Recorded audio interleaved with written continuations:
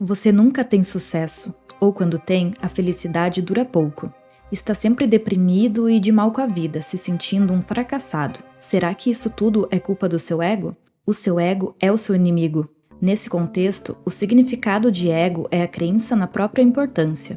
E vamos entender como que algo que não vemos, algo abstrato, está simplesmente destruindo a sua vida.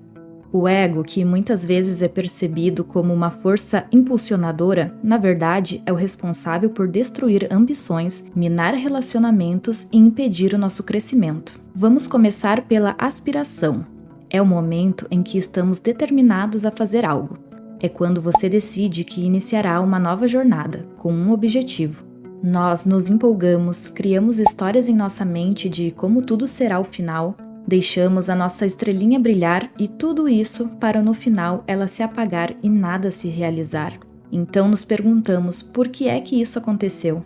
O problema é que ficamos alucinados e apaixonados com o que ainda nem realizamos e começamos a criar uma realidade que ainda está longe de existir. A mera tagarelice antecipa a fala real e expressar o que ainda está no pensamento enfraquece a ação por antecipá-la.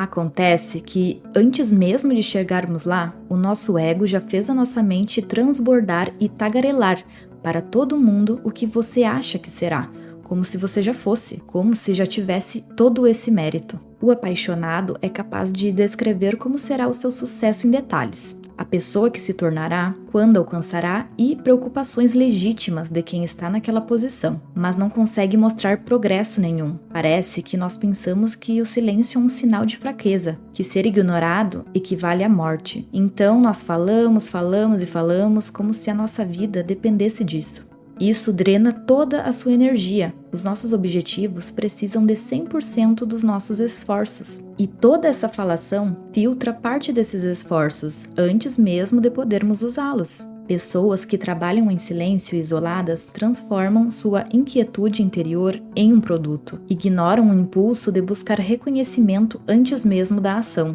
Se você está gostando do vídeo, já deixa o like e se inscreve para ajudar o canal. O segundo ponto importante é: seja um eterno aprendiz. Howard Hughes, o ego desenfreado. Empresário, aviador, engenheiro e cineasta norte-americano, teve grande sucesso e notoriedade durante o século XX. No início de sua carreira, ele era conhecido por sua genialidade e as suas contribuições inovadoras. Ele herdou uma grande fortuna e expandiu seus negócios, tornando-se um dos homens mais ricos e influentes do mundo. No entanto, o seu sucesso inicial foi rapidamente acompanhado por um ego crescente. Por possuir grande fortuna e precisar lidar com decisões, ele começou a se isolar, desconfiando de quase todos ao seu redor e evitando conselhos ou críticas. Seu comportamento tornou-se cada vez mais errático e excêntrico. Obcecado por controle e perfeição, ele investia em projetos grandiosos e muitas vezes inviáveis,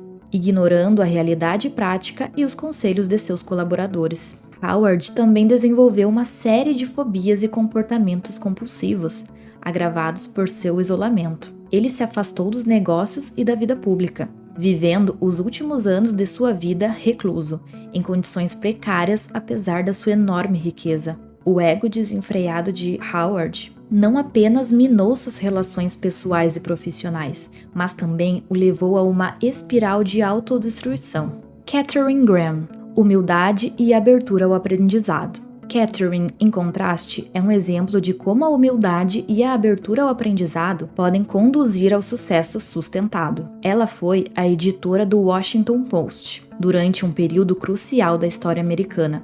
Seu marido, Philip, era quem estava no controle, até que ele cometeu suicídio. Foi então que Katharine precisou assumir o seu lugar. Ela enfrentava uma enorme insegurança pessoal e profissional. Inicialmente, ela não tinha experiência na gestão de um jornal e era subestimada por muitos no setor. No entanto, ao invés de deixar que o ego a conduzisse a uma postura defensiva ou autoritária, ela abraçou a sua falta de experiência como uma oportunidade de aprender e crescer. Ela então cercou-se de pessoas competentes, buscou conselhos e manteve uma postura de aprendiz, mesmo quando enfrentava decisões difíceis e pressões externas intensas. A humildade de Catherine permitiu que ela liderasse o jornal através de alguns dos momentos mais turbulentos do jornalismo, ganhando respeito e admiração de seus colegas e reconhecimento mundial. A abordagem de Catherine à liderança e ao aprendizado contínuo contrasta fortemente com a trajetória de Howard. Enquanto ele se isolou e sucumbiu ao seu ego, Catherine floresceu e permaneceu acessível, aberta a críticas e disposta a evoluir. Isso mostra a importância da humildade e da autopercepção para um sucesso duradouro. Então, o ponto importante aqui é ter humildade para sermos aprendizes e realizar, ao invés de apenas sonhar. O ego nos apressa a chegar ao final, porque somente fracassados têm paciência. O ego nos diz que somos mais inteligentes que o resto do mundo, por isso não perdemos tempo. Ele nos faz encarar um feedback como uma ofensa, uma teoria da conspiração para nos destruir. A vida é uma eterna montanha-russa de altos e baixos, de sucessos e fracassos. É inevitável, o que importa é como você vai lidar com o eventual fracasso. Napoleão Bonaparte, ascensão e queda. Napoleão rapidamente subiu ao poder durante a Revolução Francesa, tornando-se um dos líderes militares mais brilhantes de todos os tempos. Realizou várias campanhas militares bem-sucedidas que expandiram o território francês. Napoleão era conhecido por sua inteligência estratégica, carisma e habilidades de liderança. Acontece que o sucesso alimentou o seu ego, levando a acreditar em sua invencibilidade. Isso começou a influenciar as suas decisões, resultando em campanhas cada vez mais ambiciosas e arriscadas. Ele desconsiderava as opiniões de seus conselheiros e subestimava os desafios que enfrentava. Um grande exemplo da influência destrutiva do ego de Napoleão foi a sua invasão da Rússia em 1812.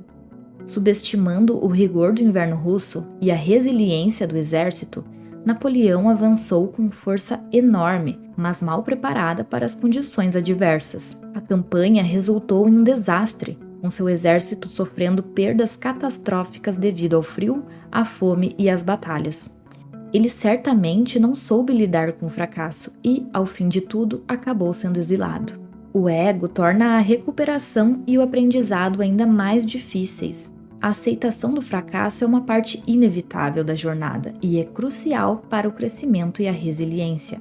Devemos nos perguntar: se a crença em si mesmo não se baseia em realizações concretas, então em que ela se baseia? Quando estamos apenas começando, a resposta é nada. Não tem base alguma. É apenas o seu ego dizendo que você é fodão e invencível. A capacidade de autoavaliar as nossas próprias habilidades é o maior talento de todos. Sem essa noção, fica impossível se aperfeiçoar. Aprendemos com essas histórias que, apesar de pensarmos grande, precisamos agir e viver pequeno se quisermos conquistar o que buscamos. Entenda que os fatos são sempre melhores do que os sonhos. O fracasso pode ser uma oportunidade para reavaliar prioridades, reforçar valores e redirecionar esforços de uma maneira mais eficaz. Embora o ego possa ser um inimigo poderoso, ele pode ser domado através da consciência, da disciplina e do compromisso com o crescimento contínuo. Devemos abraçar a humildade, praticar a gratidão e manter uma mentalidade de aprendiz, independentemente de onde estejamos em nossas jornadas. Haja de acordo com o que você sente e que deve fazer e dizer, não apenas com o que o encanta ou com o que você deseja ser. Obrigada por assistir até aqui. Um abraço e até o próximo vídeo.